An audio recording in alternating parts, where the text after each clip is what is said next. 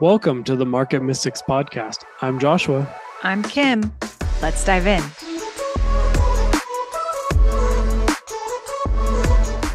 Hello, everybody. Welcome back to the Market Mystics. Kim, it's good to see you. Thanks. It's good to see you too. You know, it's been super cool. Our last episode, we talked about kind of the energy of chaos that's been hanging around, and I don't know, energy's been kind of intense and not feeling great. But all of a sudden, things seem to be shifting. It's like we talked about the alchemizing of that energy and turning it into something else. And all of a sudden, it seems to be doing that. Have you noticed this? Yeah, for sure. We were talking about this a little bit before we started recording, but there is definitely something. I sort of feel like, at least in America, we had this like buildup of energy around the election. And then after the election, we're almost a week, well, we are a little over a week after the election. And I feel like that energy is like, I want to say dissipating, but I think it's flowing. Like it was like building up, building up, building up, and now it's flowing. And now it feels like all of a sudden we can do something with it. So, like, one thing we were talking about, which just happened today, the car accident that I was in over a month ago, like, it's been kind of in an insurance battle ever since then. And then all of a sudden today, it like popped free, and all of a sudden insurance is like, okay, we figured it out. We're gonna go deal with it now.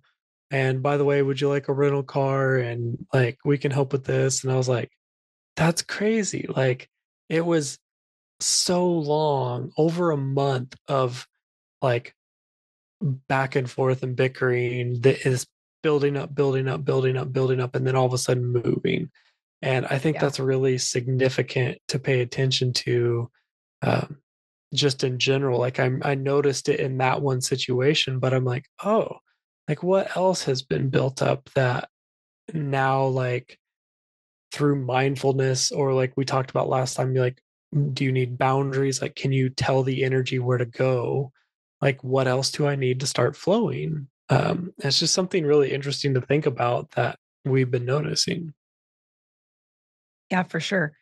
Well, and even last time we talked about kind of being in the eye of the storm and how you can be in the peace amid the chaos. But what it feels like is all of a sudden the chaos has started like settling down. Yeah. Not Yeah. because we have moved, but something has shifted. Yeah. And to be quite honest, you were mentioning the election, and I think so much, at least in the US, so much of that buildup of that energy had to do with the election or the anticipation for it. And I had like physical response. I was someone who like listened to the election, like listen to that episode. I was not voting because the Lord told me to stay out of it. But election night, I was like really intrigued by and it was late in the night when things were really starting to come out and results were starting to come out, and I was watching it, and I was just kind of watching it unfold and switching between a couple different sources. And when it was looking like it was going in the direction of Trump, even though I was not voting for either one, all of a sudden I got really emotional, which is strange because I wasn't so invested in it, you know? And I was just like overcome with emotion with this, which is also a little strange because I don't tend to be really emotion forward. But I also felt like all of a sudden I could breathe again, and I didn't know that I couldn't breathe before. Yeah. And there was such a sense of relief. And again, very strange because I was not really vying for one side or the other. Well, I think it has less to do with who the candidate was and more to do just that a decision was made. and that allowed the energy to move in a direction. And that feels significant. Yeah, it was palpable. Like I would use that word. It was palpable, just like having the decision made Mm, and knowing that, okay, we're moving forward. yeah. Right. Well, and like when I'm thinking about this, like, okay, so we just had the election a week ago. We're sort of in this process. Now, the transfer of power will happen in January. And I'm like, there's possibility for more energy to be built up for that moment. And as I'm processing it, I'm like, okay, well, if I felt that energy build up and then it was released and I could use it for something this time, well, like now I can be more mindful of it in that next moment because I mean, maybe that will be somewhat less emotional. Maybe it'll be more. I don't really know. Maybe like I don't know where the energy will be at for that. Uh, but I'm just thinking like, okay, well now we've experienced this and maybe some listeners have experienced something like that. Well, what can we do at the next major moment in this year, next year, where there's this buildup of energy that all of a sudden gets released? Yeah. I think one of the things that you've talked about before that Bree talks about is emotion being energy in motion. Am I saying that accurately? Yeah. Um, and I think what I'm learning through some of this is we were having this buildup of energy, and now all of a sudden it feels like it's flowing, which feels like relief. And so, if we can even go by natural law, an object in motion stays in motion. Like, can we keep this moving so that we don't have to get the buildup anymore?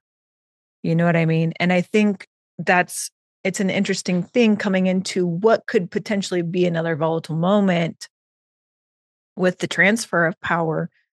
But if we can be intentional about keeping this in motion and not allowing it to build up and have that anticipation, anxiety, whatever chaos, any of those things that were really getting clogged up, if we don't allow them to clog up and keep them in motion, then how differently can we get through that, I guess? And how much more productive can it be Mm, because we're already focusing it in a really positive way? yeah.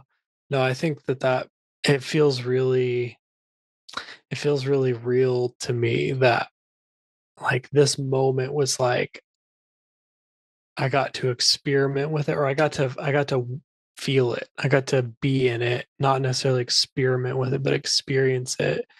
And I just like am thinking like, okay, like now that I know what this feels like, what can I do with it now? Like what Yeah. can I do with it when that starts to feel that way again? And I do think if we're able to give energy direction sooner, it doesn't have to build up into such a chaotic place. And I think that's probably true in your personal life as well as like nationally, globally, but also like the more energy that is in a situation, probably I would guess the more you can do with it.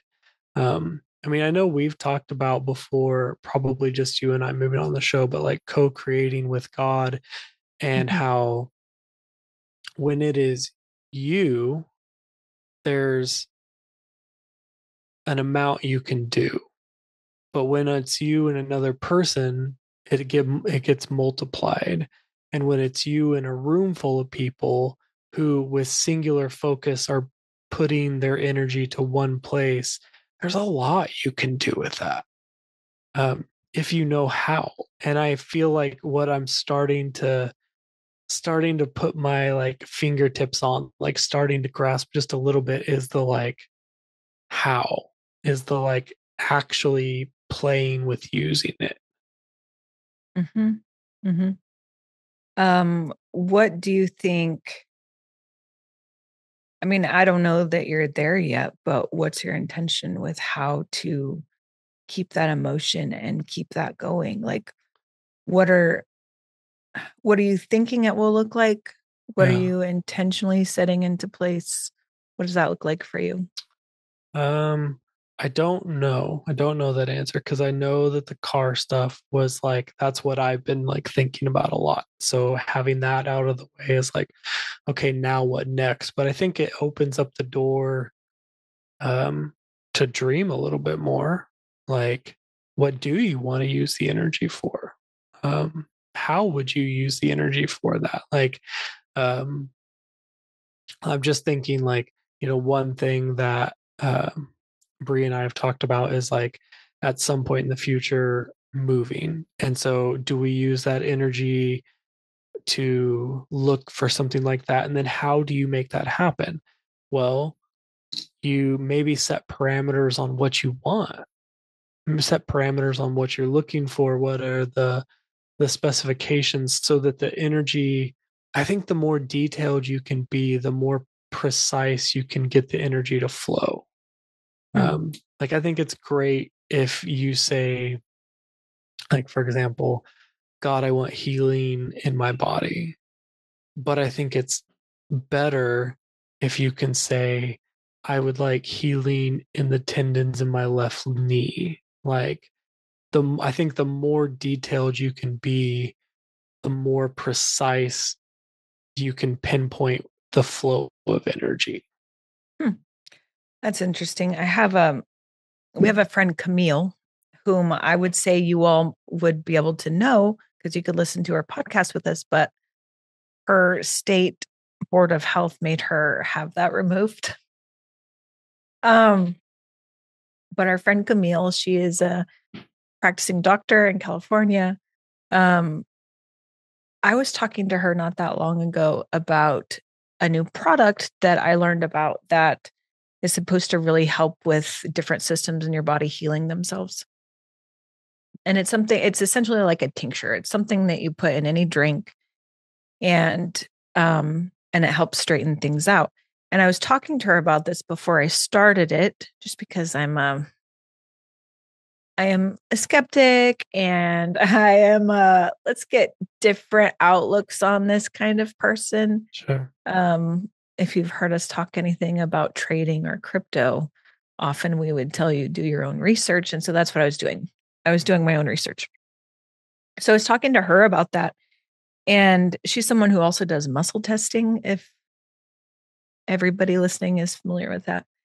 And she was like, yeah, this looks like it will benefit you, but make sure to set your intentions because water holds memory.